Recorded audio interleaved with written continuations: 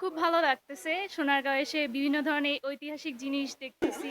আম এতদিন তো বইয়ে পড়ে এসেছি এসব জিনিস। তো এখন চোখে দেখতেছি, বাস্তবে দেখতেছি, অনেক ভালো লাগতেছে। আমি এসেছি ঢাকার জিগাতলা থেকে। সোনারগাঁও জাদুঘরের সামনে আজকে ঈদের তৃতীয় দিনে মানুষের রয়েছে উপচে পড়া ভিড়। আজকে শুনবো কেমন কাটছে তাদের ঈদ আনন্দ, শুনবো দর্শকদের কাছ থেকে। যে নারায়ণগঞ্জ সোনারগাঁও জাদুঘরে ঘুরতে আসলে এদিকে আমরা 50 টাকা টিকিট কেটে ঢুকি, তারপরে ভিতরে ঢোকার পরে সর্দার বাড়ির নামে একটা জাদুঘর, একটা রুম আছে জাদুঘর, সেটার ভিতরে আবার 100 টাকার টিকিট চায়। এই জন্য সরকারের আমরা সুদৃষ্টিতে আকর্ষণ করছি এই জায়গায়, কামনা করতেছি আমরা সাধারণ নাগরিক হিসাবে। আগেও এসেছিলাম কিন্তু আমার ছেলেকে নিয়ে আসা হয় না, এই প্রথমে আসছি। আর আমি মূলত থাকতাম হচ্ছে আপনার নরসিংদীতে।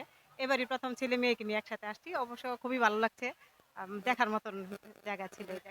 তো আমরা হচ্ছে মিরপুর থেকে এসেছি, যেহেতু একটু দূরত্ব বেশি তাও আসলাম এই জায়গায়, দেখি অনেকেই ঘুরতে আসে।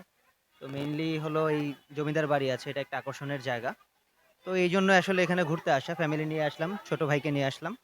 তো ঈদের সময়টা সবাই তো চাই এনজয় করতে, এবারে ছুটিটাও মনে হচ্ছে খুব একটা বেশি না, তো তাই ঈদের পর পরে চলে আসলাম, একটু ঘুরবো ফিরবো। লোকজন একটু বেশি, তারপরে ভালোই লাগে, খারাপ না। এখানে সোনারগাঁতে আসলে সবার মনটা ভরে যাবে।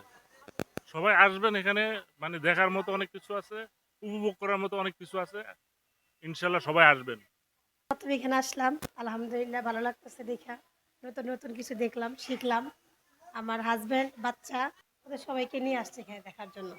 ভালো লাগছে। এখনো মানে সবটা দেখা হয়নি, ভিতরে গিয়ে দেখবো। ছবি তুলছি আর কি আমরা।